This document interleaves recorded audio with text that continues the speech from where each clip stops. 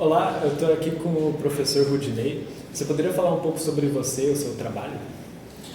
Eu sou professor de filosofia, eu tenho graduação em filosofia, mestrado em filosofia e doutorado em filosofia também. Então, segui uma linha assim dentro da minha profissão que é estudar um tema da filosofia e depois ir funilando, né, a minha especialidade. Trabalho com filosofia desde 2012 com o ensino fundamental, depois ensino médio. Agora essa nova experiência é com o ensino superior, ensino técnico, né, que eu não tinha antes trabalhado. Então, a minha profissão gira em torno da leitura, gira em torno de livros. A filosofia é totalmente uma área assim voltada para teorias, para artigos científicos. Então, a leitura ela já faz parte da minha vida profissional e sempre fez assim, né? A primeira pergunta que eu gostaria de te fazer, Rudinei, é sobre como livros podem ajudar na vida pessoal ou profissional. Bom, os livros, eles são a base, né, para qualquer tipo de compreensão ou interpretação da realidade do mundo. Não tem uma frase dos filósofos, né, empiristas, que diz o seguinte: isso parece que vem desde Aristóteles, que é: nada está na mente sem que antes não tivesse passado para os sentidos. Então significa que nós não nascemos com ideias, né? As ideias elas vêm por meio da nossa experiência em contato com a realidade, em contato com o mundo. E a leitura ajuda muito isso, né? Então, às vezes eu ouço pessoas falando assim que tiveram que ter uma experiência muito terrível assim para aprender certas coisas, né, na vida. E às vezes a partir da leitura você pode antecipar isso, né? Você pode, pelos livros, ter essa experiência, mesmo que teórica, para evitar certas coisas, para compreender o mundo de uma forma diferente daquela que você tem pré-concebido. Então a leitura ela é fundamental para esse aspecto pessoal, porque é através dela que a gente vai conseguir compreender, né, diversas formas de ver a realidade, porque a realidade ela também pressupõe uma leitura que a gente tem do mundo, enfim.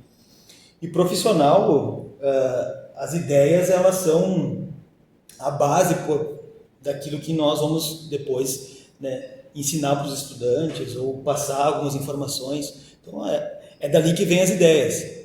Muitas vezes a experiência que um professor tem, e eu me coloco nesse caso, é através dos livros. É dali que a gente vai se alimentar, vai tirar várias ideias, vai passar adiante, né? Então, e o ensino ele pressupõe essa leitura. Então, se a gente quer ensinar alguma coisa para alguém, a gente deve se debruçar sobre os livros, né? Isso é fundamental. Então, ajuda muito, sim, né, nessa questão a leitura também nos ajuda a dar uma certa ampliar a nossa dimensão das coisas. Então, é que nem uma viagem ou que nem um filme. Quando a gente assiste ou quando faz uma viagem, depois dessa viagem, depois de assistir um filme, a gente tem uma nova visão sobre a realidade, né? Ou a gente se estranha com o modo de ver as coisas. E a leitura ela ajuda nisso também, a nos estranhar sobre aquilo que parece tão natural, tão normal no mundo, né?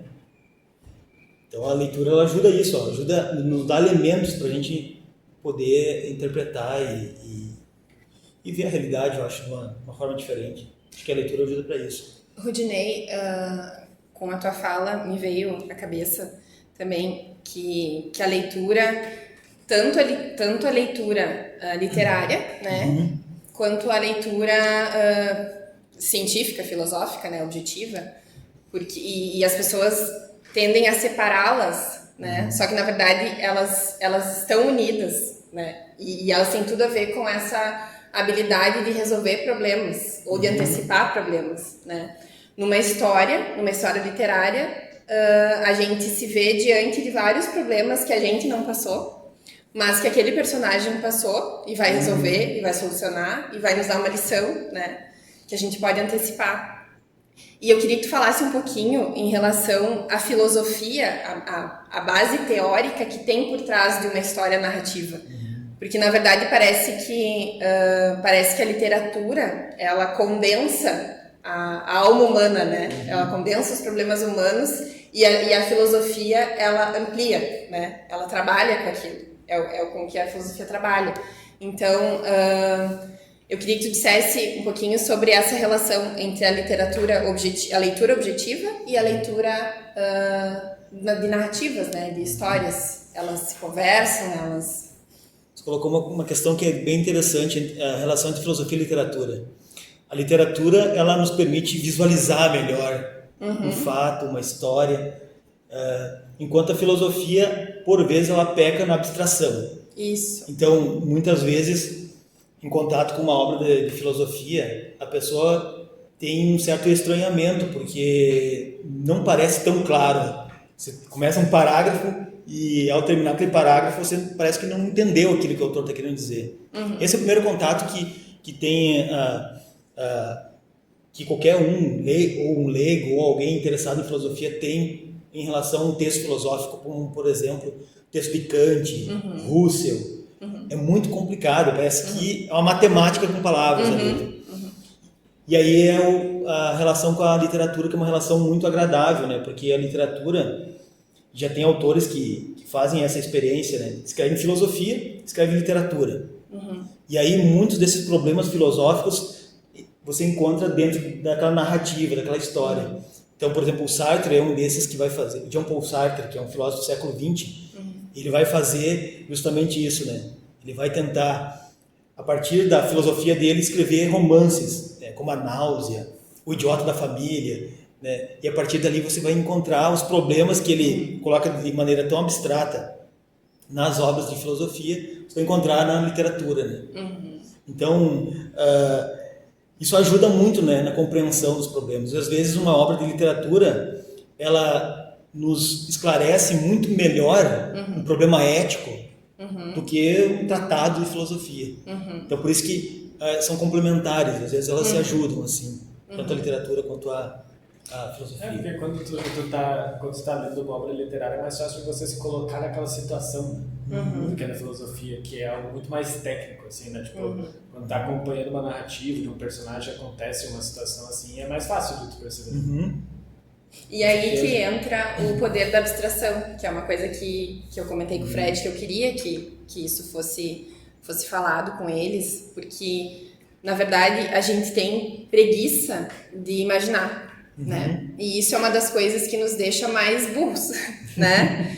Porque, por isso que é tão, às vezes, né, os jovens, assim, acham, é mais legal ver um filme do que ler um livro, né? Porque a gente tem um pouco de preguiça de imaginar. Mas é isso que alimenta o nosso cérebro, né? É isso que faz a gente pensar de uma forma melhor, né? Então, quando a gente está lendo a literatura, a gente está imaginando a cena, a gente está fazendo a cena na nossa cabeça, né? Ela não vem pronta de um filme, ou enfim, do teatro, enfim, que também tem seu valor, né? Artístico, mas a literatura, ela tem esse poder também de nos deixar mais imaginativos, criativos, né? E aí, na hora que a gente estava comentando com o Alex, né? Que o Alex disse que, por exemplo, um técnico de informática, ele tem que ser bom em português, literatura e matemática, né? É o que ele falou. Porque ele vai ter que imaginar o problema e ele vai ter que antecipar né, na mente dele algo que solucione. E eu acho que a literatura ajuda nisso também. O nosso cérebro trabalhar de uma forma melhor. A experiência que dá para fazer é o seguinte, né? Antes de dormir, tem pessoas que ficam no celular até pegar no sono. Experimenta fazer uma leitura. Quer dizer, é um outro mundo. Sim. Né? Você começa a visualizar aquelas cenas, você começa a interagir com os personagens. Então, a criatividade aí, ela é importante porque ela estimula, né? Aquela história estimula você a compreender, a visualizar certos cenários. Assim é com a música também, com outras artes, né? Então, não desprezando nenhuma arte aqui, eu acho que todas são interessantes, mas a leitura em especial, ela pode proporcionar isso. E é um hábito que, além de não prejudicar o teu sono, a tua saúde, tu vai desenvolver criatividade, né? Com certeza. Porque ficar mexendo no celular antes de dormir, acho que... Cuidando da vida dos outros, né? É melhor cuidar da vida dos personagens, né? E tem uma coisa que o celular faz, assim, ele te deixa muito, sei lá, ele vai te liberando muita endorfina, por exemplo, né? Mas vai cansando também uma hora e você não assimila nada. Sim. Na história você precisa ter certos elementos em mente para você poder compreender a narrativa do autor. Então, como é a interação dos personagens, quem é quem, né? Qual é o contexto que está inserido aqueles personagens. Então, a leitura, né, ela já provoca, né, algo que você precisa reter do que ficar apenas com o dedo ali passando a tela do celular. Né? E é isso que eu acho legal na leitura, nas histórias, né?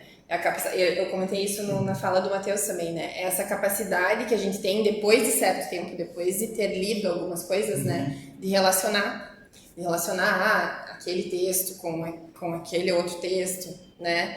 Então, aí que começa a ficar muito legal a leitura, né? Porque às vezes quando a gente começa a ler, fica, por que eu tô fazendo isso? Não tô entendendo ainda, né? Mas é justamente tu se encontrar dentro dos problemas humanos e ver que uma coisa está relacionada à outra que deixa um negócio legal. Assim. E tem a questão da criatividade que você colocou no início, né? Você precisa criar o cenário ali, né? Sim. Não tá o trabalho posto, é teu. Não tá visível. É colocar aí que entra a questão da criatividade também. E, falando nisso, hoje em dia, por exemplo, as pessoas mais jovens, assim, da minha idade, as pessoas estão mais acostumadas ao mundo digital, né? De usar o celular, de usar o computador. E aí fica mais difícil para essas pessoas desenvolver o hábito da leitura. Do que pessoas que já liam desde antes de ter o hábito, de adquirir o hábito de usar o celular. Né? Tem muita gente que está nascendo agora depois do surgimento do celular. Então, desde criança já está acostumado com aquela bomba de informação que é o celular, né? E que nem tu falou, libera uma série de endorfinas no teu corpo que te deixa viciado, né? Então, como assim que você acha que poderia dicas assim para adquirir o hábito da leitura e se manter lendo mais tempo? Eu venho numa época anterior até às plataformas digitais, mas havia televisão, que era um outro elemento que dificultava a leitura. Então você aprendia a televisão, os programas, né? Antes da televisão, o rádio deveria ser um também. Então, a gente sempre acha um subterfúgio para evitar a leitura. No caso para adquirir o hábito, né, a gente precisa perguntar como se forma um hábito. Porque um hábito ele se forma quando você começa a repetir. E aí entra aqui um grande filósofo que é o Aristóteles, sobre as virtudes, né? As virtudes elas se formam a partir do hábito. Então é você praticar, né, cada vez mais aquelas virtudes, no caso do Aristóteles, mas a gente pode colocar aqui a leitura, né? De maneira frequente. Então, não na leitura, por exemplo, eu me lembro, preparando um pouquinho para nossa entrevista, eu estava pensando como é que se formou o hábito, como é que eu formei meu hábito à leitura, né? E para mim era muito difícil a leitura porque eu me dispersava muito, mas era uma dispersão mental. Então você começava a ler, parte do texto ficava meio tedioso, então a mente começava a vagar. E aí até voltar, ou às vezes ler um parágrafo sem prestar atenção, e aí você perdeu um monte de informações, tem que voltar. Então é um treinamento que você precisa fazer. E aí o treinamento é o seguinte, você não vai, tenho a tarde toda livre, eu vou ler toda a tarde. Quer dizer, não faça isso porque você vai começar, a partir de um momento você vai começar a ter tédio, né? A leitura vai ficar embaçada, você não vai conseguir prestar muita atenção em alguns elementos. Então, meia hora, 1 hora por dia é o suficiente. Né? 45 minutos. O pico da atenção, né? É o horário de uma aula. Então eu faço para leitura. Todo dia. Se a leitura for para estudo, se não for uma literatura, for para estudo, então pega uma folha, escreva, né? anote as principais ideias, os principais conceitos daquela obra, vai anotando, vai conversando com o texto, né? Isso vai facilitando também nessa questão da leitura. Mas o fato é que todo hábito ele é construído não pelo excesso nem pela falta, mas um pouquinho cada dia. Se a gente conseguir fazer isso todo dia, escolher uma hora ou da manhã. Quando eu comecei a ler, eu comecei no ensino médio. Então, toda manhã eu levantava, fazia o chimarrão e ia fazer a leitura. O chimarrão é um segredo de vários, né? A gente já descobriu que o chimarrão é importante. Porque às vezes nem era para leitura, era mais para aquela sensação de tomar um chimarrão, né? Ou acender um incenso, o cheiro também, né? Ter um lugar específico para fazer o estudo, para fazer a leitura. Porque a leitura também demanda prazer. Então, se você tem prazer naquele momento, né, você vai se acostumando com aquilo. E depois você vai começar a ler em qualquer lugar, qualquer ambiente, né? Vai ficando mais fácil na medida que você vai treinando. Mas, resumindo, né, tudo o que eu falei até agora, um lugar adequado, ter momentos de prazer junto com a leitura. Pode ser o cheiro, pode ser o chimarrão, pode ser alguma coisa, um café que você está tomando. Para ir se acostumando com aquilo, quer dizer, forçar o teu cérebro, o teu corpo a estar ali naquele momento. E depois de um tempo, isso você vai fazendo de maneira que você nem percebe. O chimarrão é mais interessante, né? Porque ele pode encher de novo. Já o café você precisa levantar. Deixa tudo ali em mãos, né? Exato. Então, tipo, se você quiser falar um pouco, por exemplo, recomendar algumas leituras, assim, para alguém que quer se desenvolver, assim, pessoalmente ou profissionalmente até, se tu puder recomendar. Eu vou falar da minha área, que é da filosofia, né? Pode ser? Porque muitas vezes as pessoas, elas querem ler livros de filosofia, mas aí elas esbarram na dificuldade, na forma como é escrito do autor, ou como é traduzido para o Brasil, né, para o português. Então, uma coisa é você ler obras de literatura, outra coisa é ler obras de filosofia. A literatura demanda, né, que você conheça os personagens, a narrativa, né, o contexto e que tenha um final.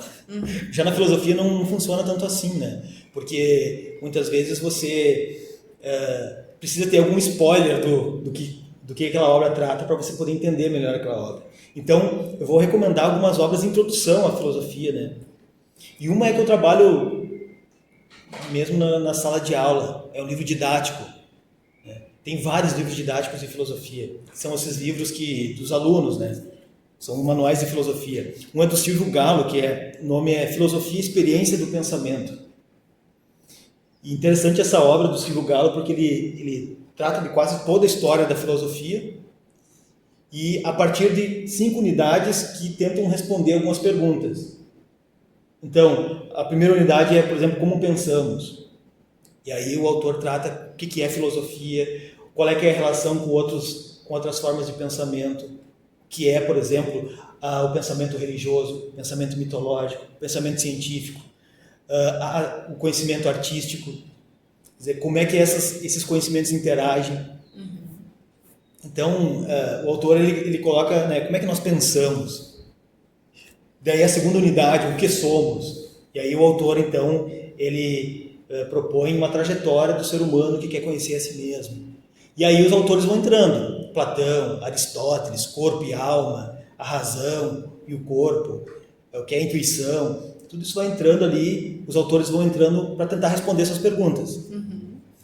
Depois, por que e como agimos, ele vai trabalhar sobre ética na terceira unidade, né? Quer dizer, a terceira unidade ali vai trabalhar sobre valores, sobre decisões, sobre responsabilidade, liberdade. Isso tudo ajuda no nosso campo pessoal e o campo profissional também, né? Completamente. Eu ia falar agora pro Fred, porque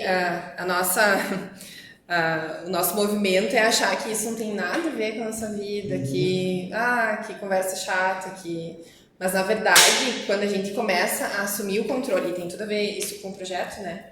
quando a gente começa a assumir o controle sobre a nossa existência, né? O que a gente vai fazer? Bom, onde eu estou e o que eu vou fazer, né? Qual que é a minha responsabilidade? Qual que é a consequência das minhas escolhas, né? Quais são as consequências das minhas escolhas? Tem tudo a ver com filosofia, né? E pra gente decidir melhor, a gente tem que voltar para quem já pensou muito sobre isso. E isso são os grandes autores, né? E isso a gente encontra nos livros. E o autor ele partiu justamente dessas perguntas, não partiu de autores, né? Porque muitas obras de filosofia você vai ver já parte da história da filosofia, o que certo autor pensou. E aqui não, ele tenta colocar a pergunta. E claro, aí entra poesia, entra filmes, obras de literatura que ele vai sugestionando conforme vai discorrendo as unidades, ele vai sugerindo isso, né? Aí depois tem o capítulo 4 que ele vai falar sobre como nos relacionamos e falar sobre política. Que também tem tudo a ver com a gente, Tem tudo a ver com a gente, né? Depois, problemas contemporâneos, aí a relação, os limites da ciência, né? Quais são os desafios políticos contemporâneos, quais são os desafios éticos contemporâneos. E aí, o que os filósofos, né, respondem a essas perguntas. Isso é bem interessante. Então, em primeira obra, para entrar nos textos de filosofia, é interessante o manual de filosofia. Então, dá uma olhada no que tal autor falou nesse manual para tentar entender depois, né?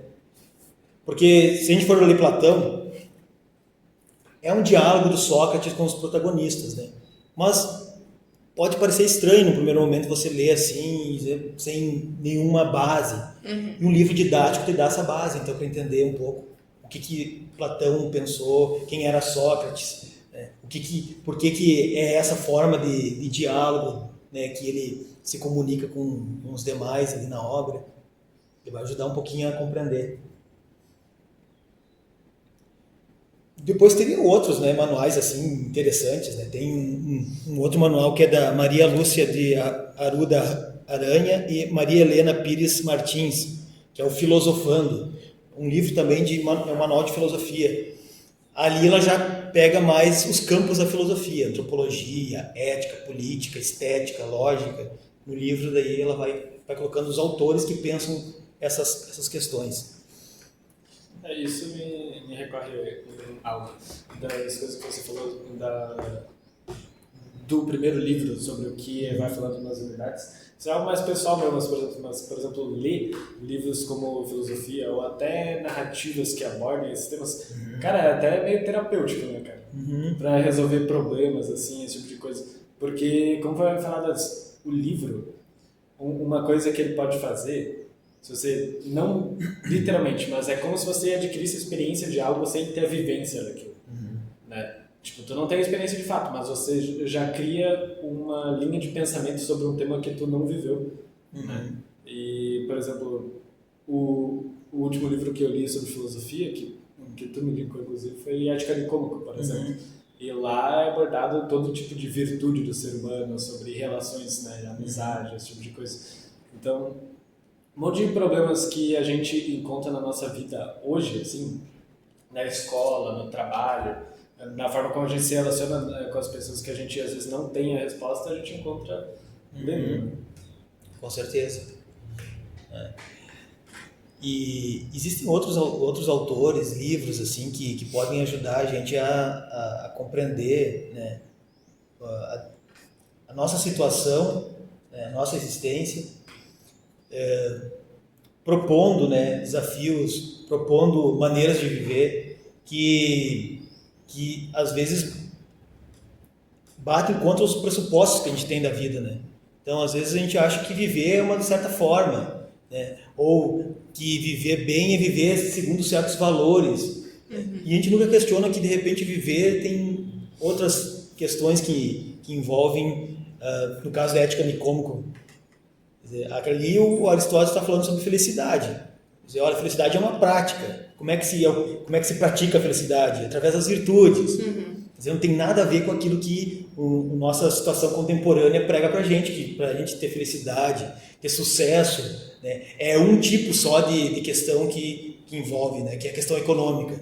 Ou que é curtir a vida doidada, é ser só... Exato. Né? Quer dizer... Na verdade, é o oposto disso, né? A gente tem que lutar contra as paixões, né, para ser livre. Exatamente. Né? E as pessoas elas perderam isso, eu não sei, né? Elas estão então tá legal, é que é confortável viajar na maionese, assim, né? É mais confortável, claro, né? Tu dá esse passo pra lutar contra os teus instintos, assim, é muito difícil, né? E os livros ajudam isso, né? Que é o que o Aristóteles diz que são os vícios, né? Exato. De combater os vícios, que é esse momento onde tu valoriza só o teu prazer daquele momento. Exatamente. E tem tudo a ver com o nosso projeto também. Porque o estudo é isso, na verdade, a gente não vai dar a resposta de que é muito legal estudar, que é muito bom, que é uma coisa agradável. Na verdade, é o contrário. Só que o resultado disso vai te trazer mais liberdade, né? O resultado disso vai te dar uma vida mais feliz, né? Então, eu acho legal nos livros também que as coisas se conversam, né? A gente sempre volta para uma relação, assim. E tem a ver com a filosofia também, né? É porque tu consegue extrair uma concepção a partir de qualquer coisa, né? Com textos que abordam o comportamento humano, por exemplo, que é a filosofia, você pode levar tanto para a área da educação, quanto para o desenvolvimento pessoal no geral, como se relaciona com as pessoas, para levar para qualquer área, né? Por exemplo, essa ideia, por exemplo, o estudante, ele não estuda porque ele está acostumado com os vícios dele, né? E porque ele está viciado no prazer que está tendo naquele momento, de ver um vídeo no YouTube, de ver uma série, né? E daí acaba surgindo aquela coisa, né? No fim, tipo, a pessoa acaba dedicando muito tempo, assim, pros prazeres, só que nunca é 100% dedicado àquilo, né? Mas tipo, aquele peso na consciência, né? Mas aí tem prazeres superiores a outros, né? No caso, o Aristóteles diria que a leitura seria um prazer muito mais elevado do que você perder tempo num celular. Por quê? Porque é um prazer de longo alcance. É um prazer também, né? E elevado. Porque você está enriquecendo, ao invés de você usar a razão simplesmente, que é aquilo que te faz humano, que é a razão. Ao invés de usar a razão simplesmente como um meio para adquirir prazer, você está usando a razão para, né, fortificar aquilo que é de mais humano em ti. Que Exatamente. E a leitura entra em contribuição para isso. Exatamente. Mas isso é tão complicado as pessoas entenderem. Hoje, eu não sei o que vocês pensam sobre isso, porque parece que elas acham que mudou. É justamente o que tu falou, né, Dinei? Melhorar de vida, elas só consideram a parte econômica, assim, elas não levam em conta a elevação intelectual, assim, não se leva isso em conta, parece mais. Colocou uma questão interessante, né, que hoje a gente vive num mundo imediatista. Então a pessoa, ao entrar em contato com a leitura, ela não quer saber, né, o que essa leitura pode proporcionar para ela quer ler o livro o quanto antes, né, pegar um resumo daquilo que foi escrito, né, ou pegar uma resenha na internet. Ela não quer pegar todo o processo, né, que envolve a leitura. Porque a leitura até nem é tanto o final, né? A leitura é o processo que é interessante. E se a gente está muito... por exemplo, tem pessoas que eu conheço que ficam marcando quantos livros leem por mês, por ano, quer dizer, ficam quantificando a leitura. Sim. Que pode ser feito, né? Cada um vive como quer. Mas o interessante da leitura não é tanto quantos livros você lê, mas o quanto daquilo que você lê, você absorveu, o quanto daquilo que você lê, você pode aplicar na prática. Exatamente. Isso que é interessante, ao meu ver. Claro, o quanto tu vai integrar aquilo à tua personalidade, né? Porque é você que vai resolver problemas, é você que vai escolher, por exemplo, eu vou escolher hoje, aqui a gente tem um problema sério com fofoca, né? Vou usar esse exemplo porque vai servir.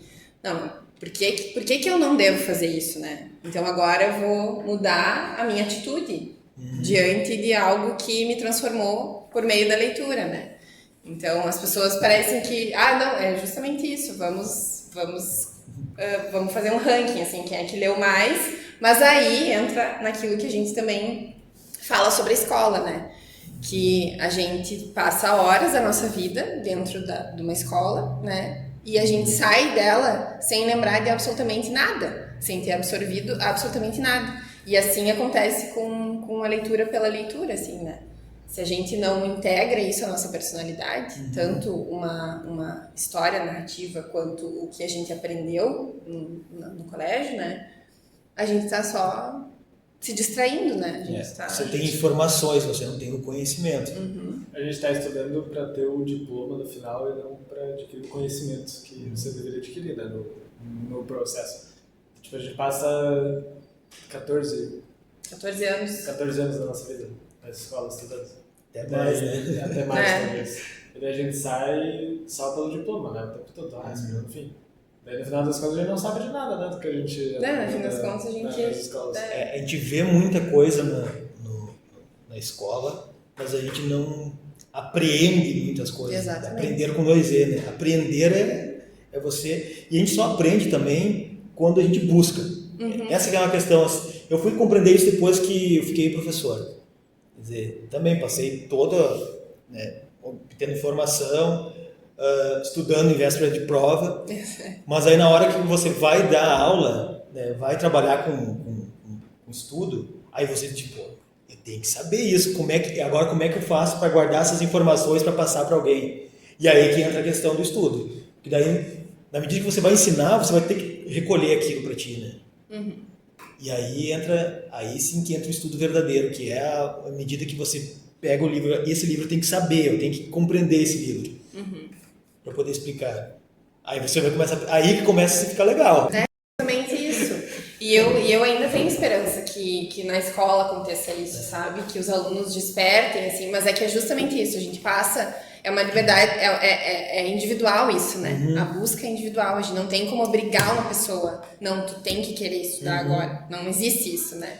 A pessoa só vai, tu pode tentar convencer ela de que aquilo é algo que vai fazer muito bem pra ela.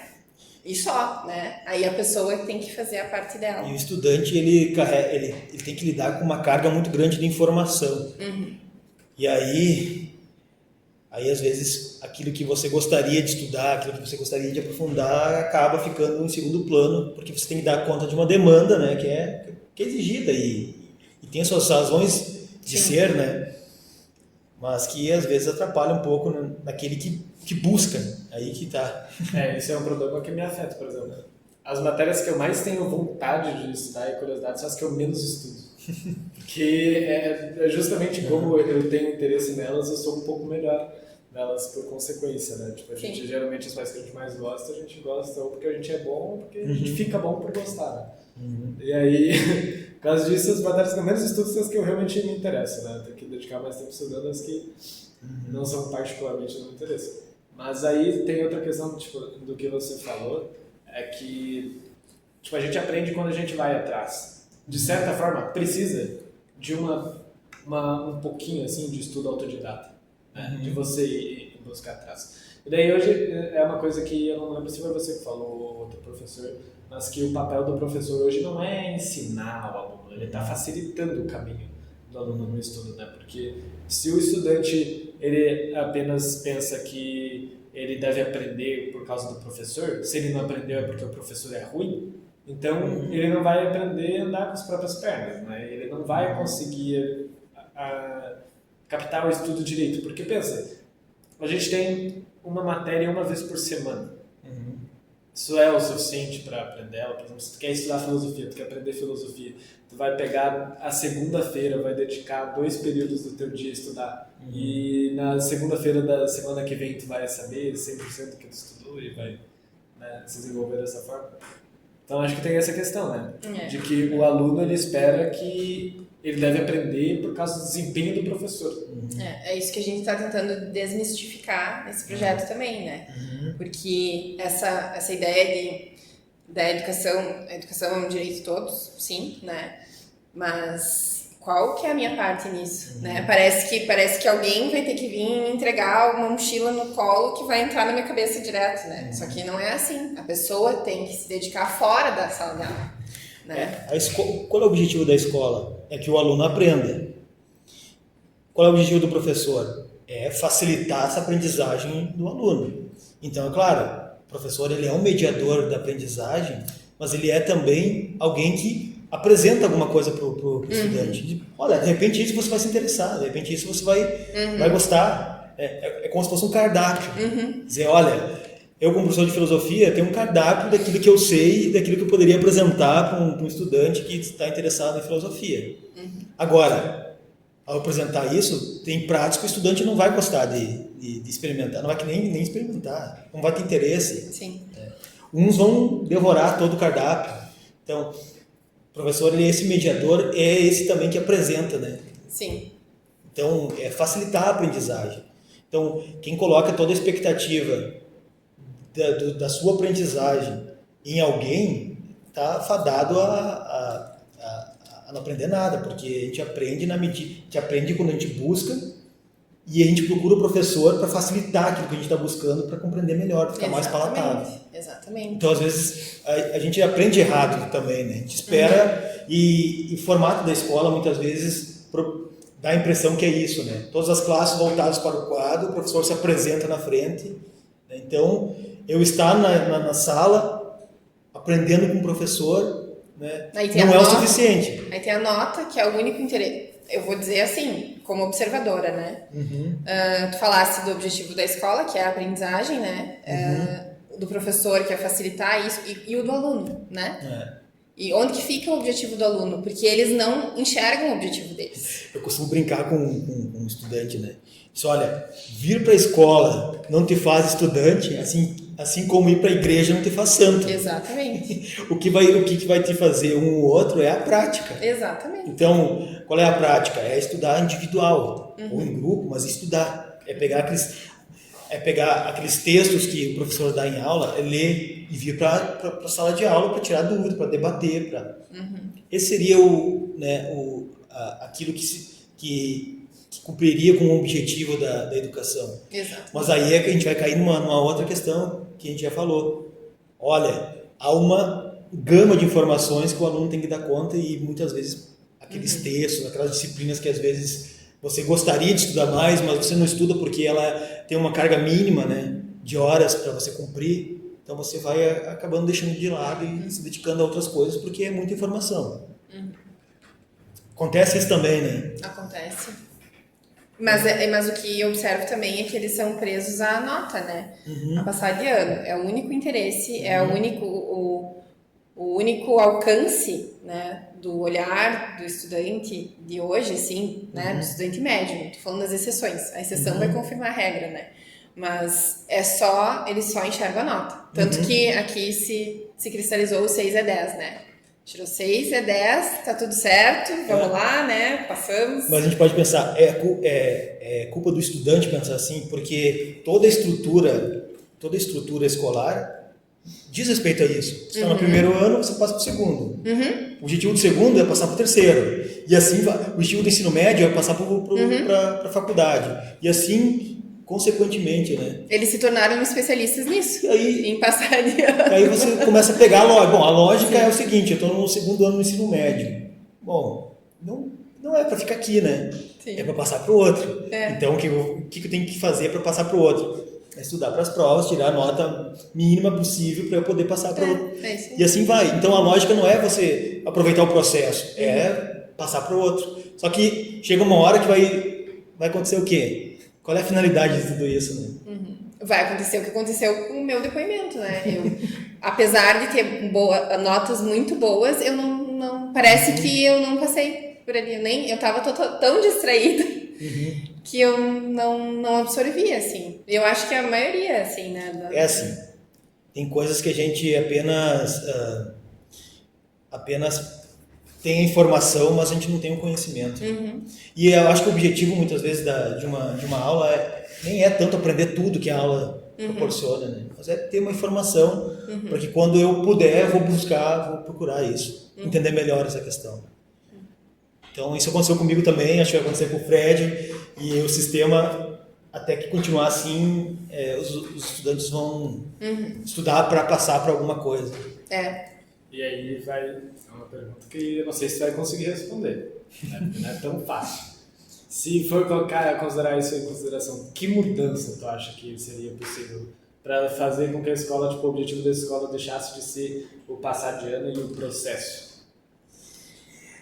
o campo da educação é um campo assim onde circulam diversas opiniões, né? E eu acho um problema as opiniões, porque a opinião ela visa fechar numa única resposta um problema que é caótico. A educação é caótica. As disciplinas que nós temos dentro da educação são plurais. Elas procuram dar uma ordem a esse caos que é a educação a partir das disciplinas, mas nenhuma das disciplinas consegue resolver esse problema da educação que é caótica.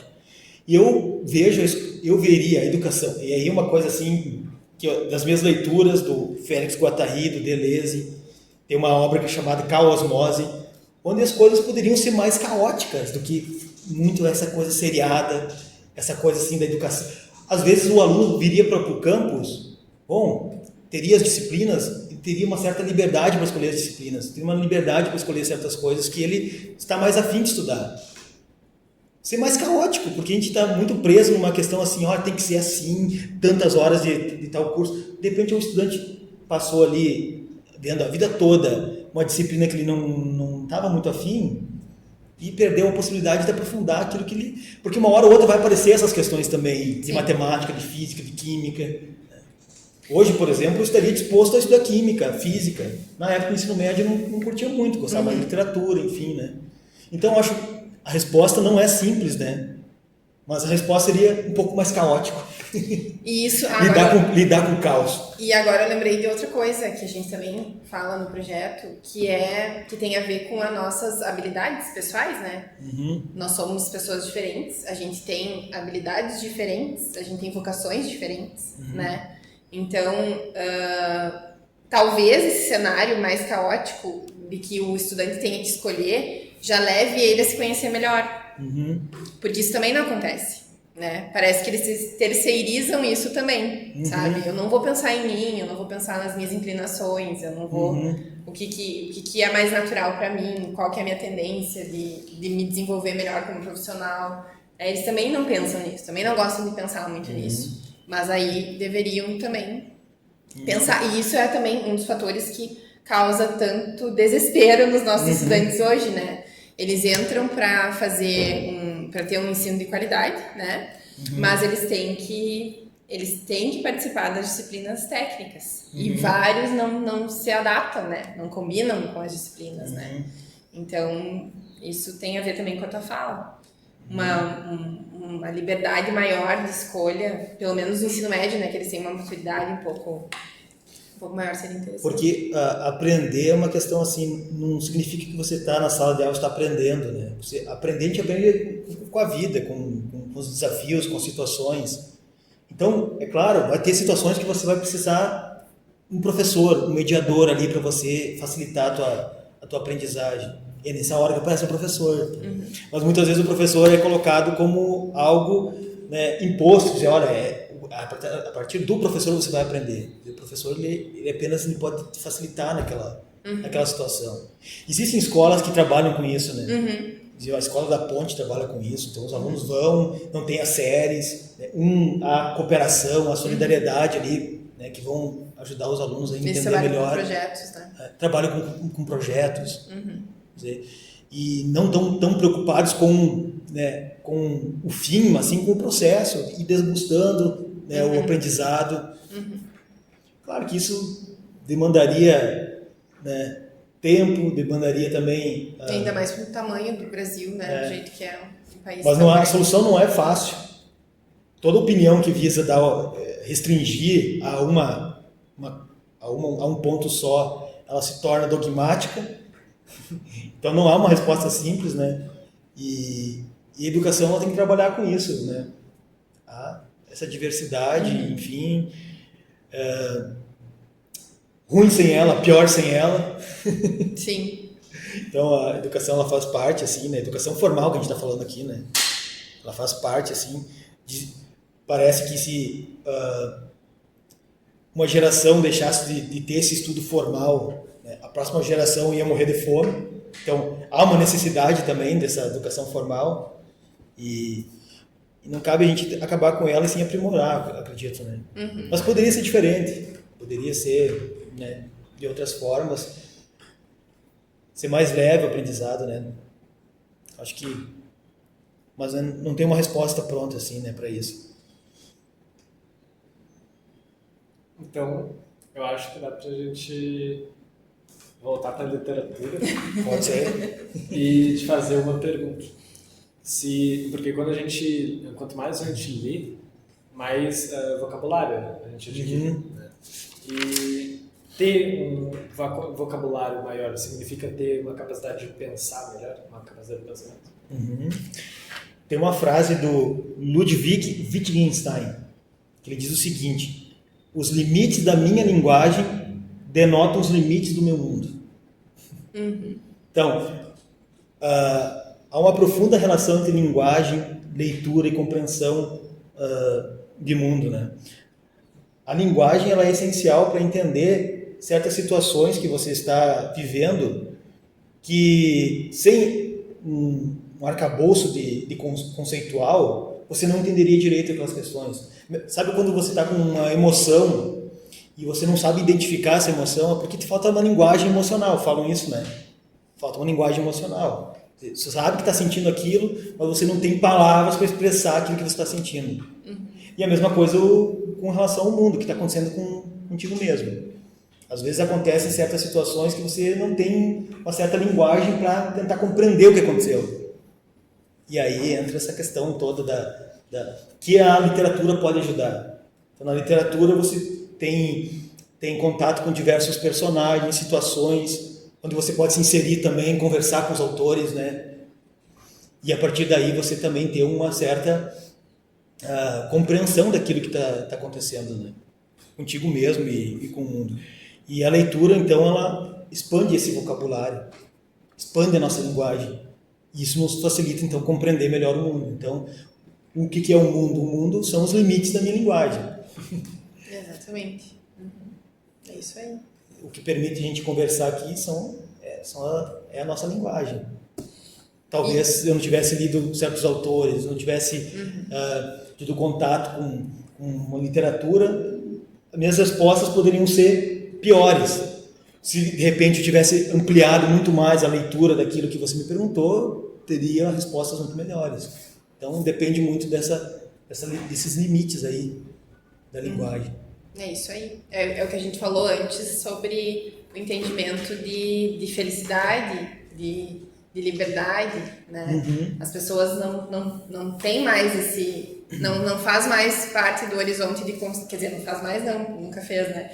Não faz parte do horizonte de consciência delas que a liberdade requer fazer o que deve ser feito, né? Então, isso tem a ver com a linguagem, né? Eu só vou aprender isso através da linguagem.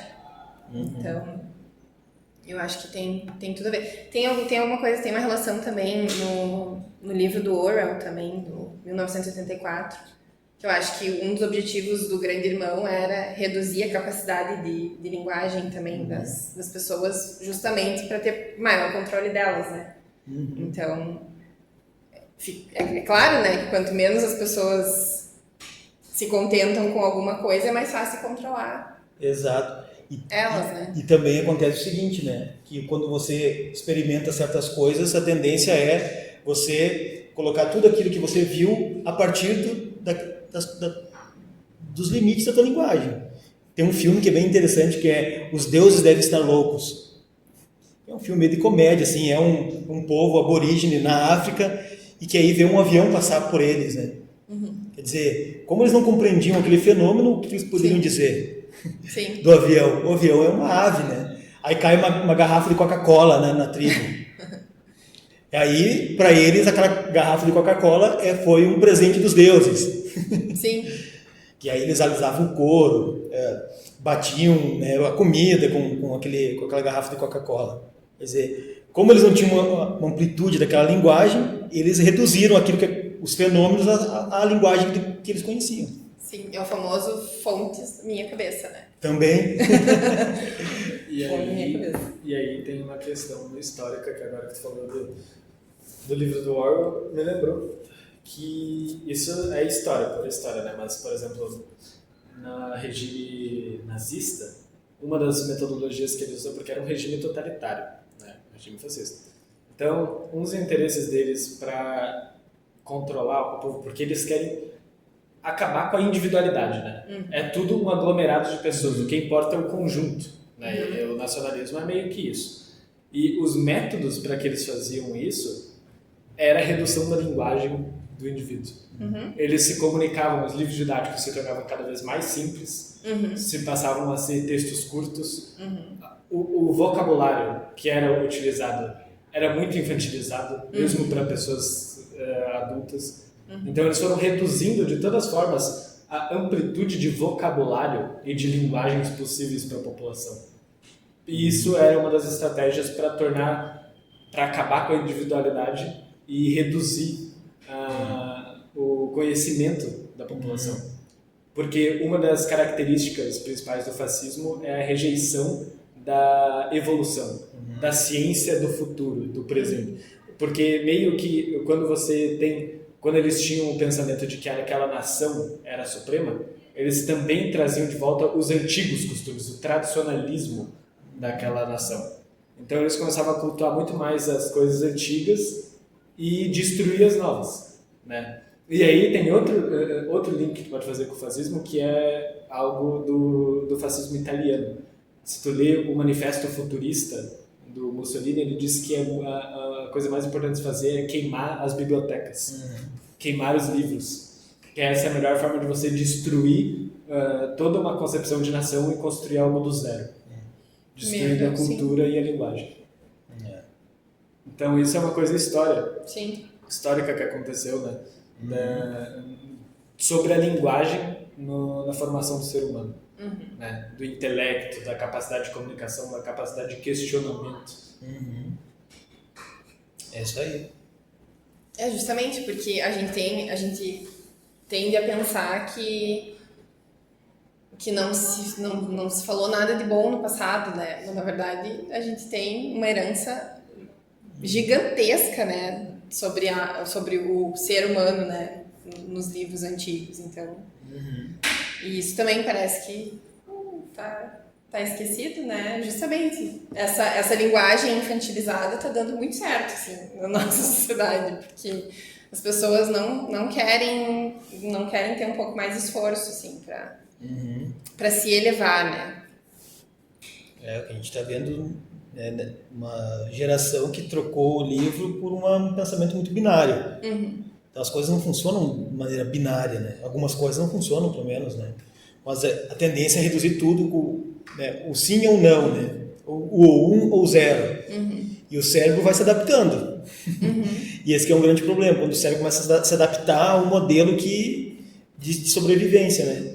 A um tempo atual que não é o nosso. E aí esquece que há uma multiplicidade, né, de ideias, de relações, que nem tudo é preto branco, né? Que as coisas são... Existe o colorido, existem outras cores. Mas aí, se você tira as cores, você fica só num mundo onde que você fica muito fácil daí, né? E as coisas não são fáceis. Exatamente. Quer perguntar alguma coisa? Eu perguntei bastante já, acho que eu me meti demais já. Já deu uma aula de 45 minutos aí. Tu quer falar alguma coisa? Olha, eu quero agradecer a vocês aí pela oportunidade, assim. Eu não sou acostumado a falar em câmeras, assim. Vocês tiveram essa gentileza aí de apenas gravar o áudio. Fico bem feliz, assim. Obrigado, né, por esse convite. Espero ter contribuído. Com certeza, a gente gostou bastante de conversa. A gente que agradece, a tua participação. E é isso então, né? Terminamos. Encerramos esse podcast. Obrigada.